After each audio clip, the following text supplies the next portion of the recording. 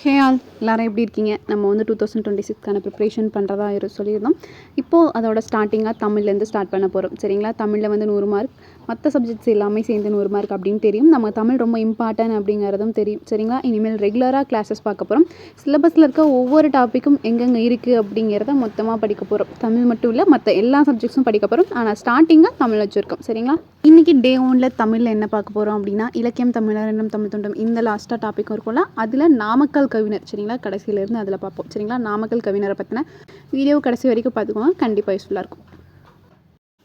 நாமக்கல் கவிஞரை பற்றி ஸ்கூல் புக்கில், new book, old book and old edition புக்கில் இருக்கிறத கலெக்ட் பண்ணியிருக்கேன். அண்ட் கூடவே நான் எக்ஸ்ட்ரா கலெக்ட் பண்ண டீட்டெயில்ஸ் எல்லாத்தையுமே இந்த வீடியோவில் நம்ம பார்ப்போம். சரிங்களா? பற்றின எக்ஸ்ட்ரா கலெக்ட் பண்ண டீட்டெயில்ஸை நான் ஃபர்ஸ்ட்டு சொல்லிடுறேன். அதுக்கப்புறம் ஸ்கூல் புக்கில் என்னென்ன எங்கே கொடுத்துருக்காங்க அப்படிங்கிறத நம்ம பார்த்துடலாம். ஓகேங்களா?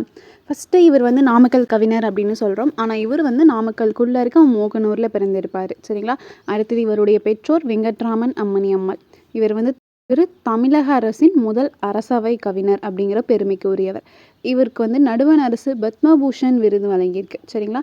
இவர் வந்து காந்திய கவிஞர் அப்படின்னு போட்டுருவாங்க. இது ரொம்ப இம்பார்ட்டண்டான கொஷின். எப்போவுமே நாமக்கல் கவிஞர் அப்படின்னாலே காந்திய கவிஞர் அப்படிங்கிற ஒரு வேர்டு வந்துடும். பிறந்த ஆண்டு 1888. இவர் 1972 இருந்திருப்பார். இவருக்கு 84 வயசு ஆகியிருக்கும். சரிங்களா? திருமலர், தமிழ் தேன் மலர், காந்தி மலர், சிறுகாப்பிய மலர், இசை மலர், அறிவுரை, பல்சுவை இந்த மாதிரி மலர் அப்படின்னு முடியக்கூடிய 11 நூல்கள் இவருடைய நூல்களாக இருக்கும். அது இல்லாமல் இவர் வந்து இசை நாவல்கள் 3 எழுதியிருப்பார். கட்டுரை 12 எழுதியிருப்பாங்க.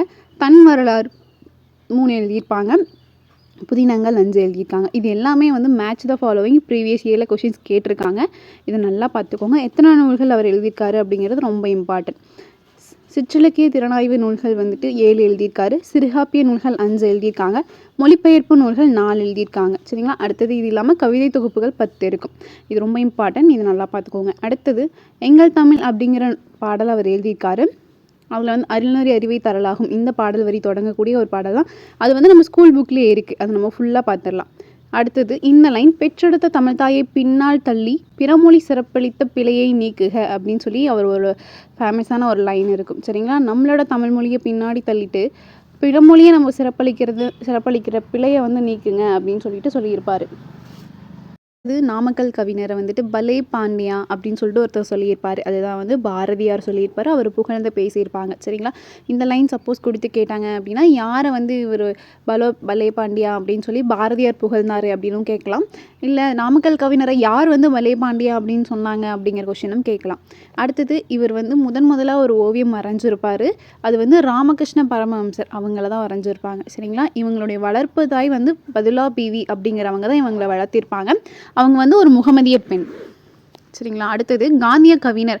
இது நம்ம ஆல்ரெடி பார்த்த லைன் தான். அடுத்தது 1911 ஆண்டு வந்து 5ஆம் ஜார்ஜ் மன்னரினோட வருகையின் போது பாரத மாதா ஜார்ஜ் மன்னருக்கு வந்துட்டு ஒரு மகுடம் சூட்டுவது போல் ஒரு ஓவியம் வரைஞ்சு கொடுத்துருப்பாரு இவர் தான். சரிங்களா? இதை ஞாபகம் வச்சுக்கோங்க, இன்கேஸ் கேட்டால் யூஸ் ஆகும்.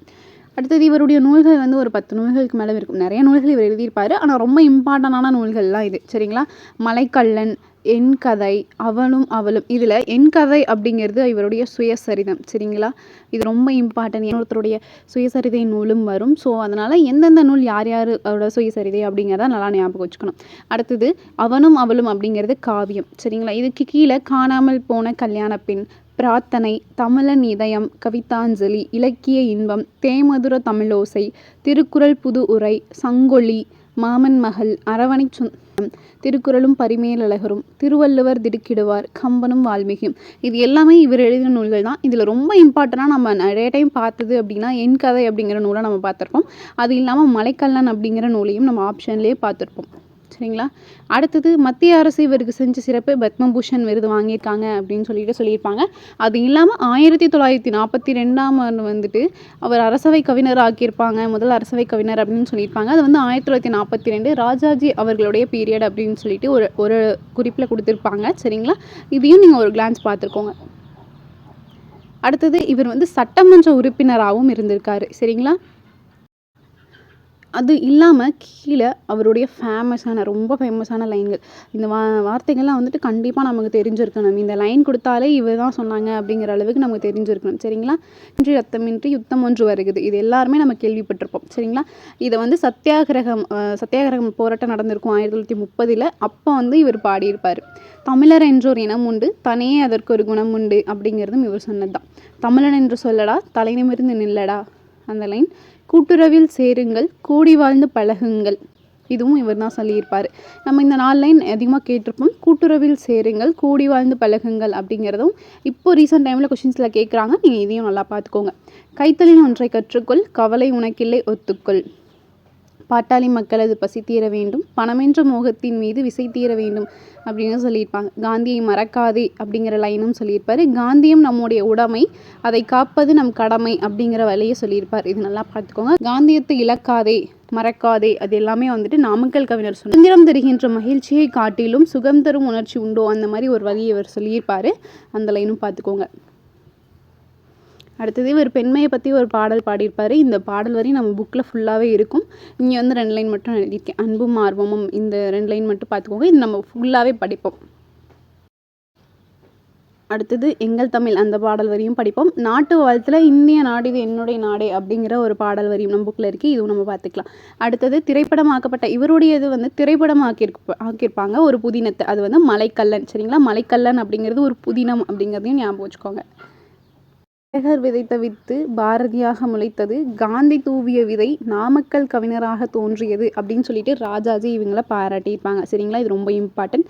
திலகர் விதைத்த வித்து, ஓகேங்களா? அந்த விதை வந்து பாரதியாராக முளைச்சாங்க. அதே மாதிரி காந்தியம் தூவிய விதை வந்து நாமக்கல் கவிஞராக தோன்றியது அப்படின்னு சொல்லிட்டு ராஜாஜி அவர்கள் சொல்லியிருக்காங்க. அடுத்தது 1924 சென்னை காங்கிரஸ் மகாசபையின் போது காங்கிரஸ் புலவர் அப்படின்னு சொல்லி இவரை பாராட்டியிருப்பாங்க. சரிங்களா? அடுத்தது அயலார் தமக்கும் அன்பே செய்யும், ஞானம் கெடாமல் நட்பும் கொண்டாடும் அப்படிங்கிற இந்த பாடல் வரியும் வந்துட்டு சொல்லியிருக்காரு நாமக்கல் கவிஞர். அடுத்தது ஸ்கூல் புக்கில் என்ன கொடுத்துருக்காங்க அப்படின்னு பார்த்துருவோமா? எங்கள் தமிழ் அப்படிங்கிற ஒரு லெசன் கொடுத்துருக்காங்க. உலக மொழிகளில் தொன்மையானது நம் தமிழ்மொழி, அது மென்மையும் இனிமையும் வலிமையும் உடையது அப்படின்னு சொல்லிட்டு மேலே வந்து ஒரு இன்பாக்ஸ்லேயே கொடுத்துருக்காங்க. அதையும் ஒரு தடவை பார்த்துக்கோங்க. அடுத்தது சயின்ஸ் என்ன அப்படிங்கிறத பார்த்துருவோமா? அருள்நெறி அறிவை தரலாகும், அதுவே தமிழன் குரலாகும். பொருள் பெற யாரையும் புகழாது, போற்றாதாரையும் இகழாது, கொல்லா விரதம் குறையாக, கொள்கை பொய்யா நெறியாக, எல்லா மனிதரும் இன்புறவை என்றும் இசைந்திடும் அன்பறமை. அன்பும் அறமும் ஊக்கிவிடும், அச்சம் என்பதை போக்கிவிடும், இன்பம் பொழிகின்ற வானொலியாம் எங்கள் தமிழ் என்னும் தேன்மொழியாம் அப்படின்னு சொல்லிட்டு தமிழை பற்றின ஒவ்வொரு வரிகளையும் சொல்லியிருக்காரு.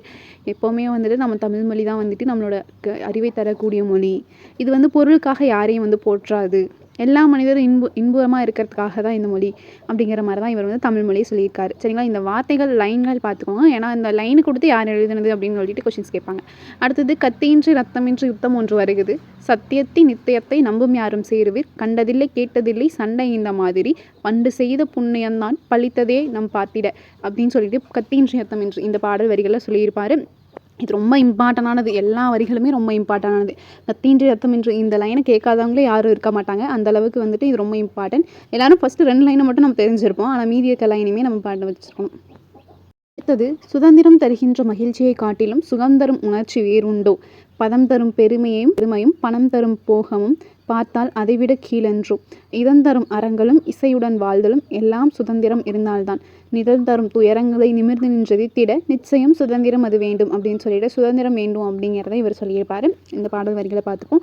அடுத்தது இவர் சொல்லியிருக்க பாடல் வரிகள்: பெற்றெடுத்த தமிழ் தாயை பின்னால் தள்ளி பிறமொழிக்கு சிறப்பளித்த பிழையை நீக்க ஊற்றெடுத்தே அன்புரையால் ஒழுங்க வைத்து உலகத்தில் தமிழ்மொழிக்கு நிகரும் உண்டோ, கற்றுணர்ந்தே அதன் இனிமையை காண்பாய் என்று கம்மனோட வள்ளுவனை சுட்டிக்காட்டி தென்றனெனும் அகங்கண்ணை திறந்துவிட்ட தெய்வக்கவி பாரதி ஒரு ஆசான் பின்னம் அப்படின்னு சொல்லிட்டு இவர் சொல்லியிருப்பார். பாரதியாரை பற்றி புகழ்ந்த மாதிரி இவர் ஒரு வரிகளை சொல்லியிருப்பார். அடுத்ததான் பெண்மையை பற்றின ஒரு பாடல் வரி கொடுத்துருப்பாங்க. இது வந்து ரொம்ப இம்பார்ட்டன்ட் கூட. அது மட்டும் இல்லாமல் எல்லா வரிகளுமே நல்லா இருக்கும். அன்பும் ஆர்வமும் அடக்கமும் சேர்ந்தும் உண்மைத்தன்மையும் உறுதியும் மிகுந்தும் தன்னல மறுப்பும் சகிப்புத்தன்மையும் இயல்பாய் அமைந்தும் இன்பச் சுரூபமாய் தாயாய் நின்று தரணியை தாங்கும் தாரமாய் வந்து தளர்வை போக்கும் உடன்பிறப்பாகி உறுதுணை புரியும் மகளாய் பிறந்து சேவையில் மகிழும் அயலார் தமக்கும் அன்பை செய்யும் ஞானம் கெடாமல் நட்பு கொண்டாடும் அப்படின்னு சொல்லிட்டு பெண்களோட ஒவ்வொரு வாழ்க்கை முறையும் சொல்லியிருப்பார். அவர் தங்கையா தாரமா என்னென்னவா இருக்காங்க. இந்த இடத்துலையும் அயலாருக்கும் நன்மை செய்வாங்க, தன்னோட ஞானம் கெடாமல் அப்படிங்கிறத சொல்லியிருக்காங்க. இந்த இடத்துல சொற்பொருளும் கொடுத்துருப்பாங்க. உறுதி அப்படின்னா உள உறுதி, மனதோட உறுதியை சொல்லியிருப்பாங்க. சகிப்புத்தன்மை அப்படிங்கிறது பொறுத்து கொள்ளுதல். சொரூபம் அப்படின்னா வடிவம். தரணி அப்படின்னா உலகம். தாரம் அப்படின்னா மனையாள் மனைவி. சேவை அப்படின்னா தொண்டு. அயலார்னா உறவல்லாத ஊர். இது எல்லாமே பார்த்துக்கோங்க. அடுத்து இருக்க பாடல் வரிகளில் இந்திய நாடிது என்னுடைய நாடே என்று தினம் தினம் நீ அதை பாடு சொந்தமில்லாதவர் வந்தவளார தூங்கி கிடந்தது போனது மாழ வந்தவர் போனவர் யாரையும் நம்பி வாடின காலங்கள் ஓடின தம்பி இந்த தினம் முதல் இந்திய நாடிது என்னுடைய நாடு என்ற தினத்தை கூடு அப்படின்னு சொல்லியிருப்பாரு நாமக்கல் கவிஞர். ஓகேங்களா, இவர் வந்து நம்ம நாட்டை பற்றி பாடின பாட்டு. இது நாட்டு வாழ்த்து. இந்த ஓல்டு எடிஷன் இந்த புக்கில் இருக்க வந்து சொல்லியிருப்பாங்க. இந்த 11 மலர்கள் முடியும் அப்படின்னு சொல்லியிருப்போம்ல, அந்த நூல்களை இங்கே தான் கொடுத்து வந்திருப்பாங்க. சரிங்களா, இதுதான் வந்துட்டு நாமக்கல் கவிஞரை பற்றின தகவல்கள் அனைத்தும். கண்டிப்பாக இது யூஸ்ஃபுல்லாக இருந்திருக்கும் அப்படின்னு நினைக்கிறேன்.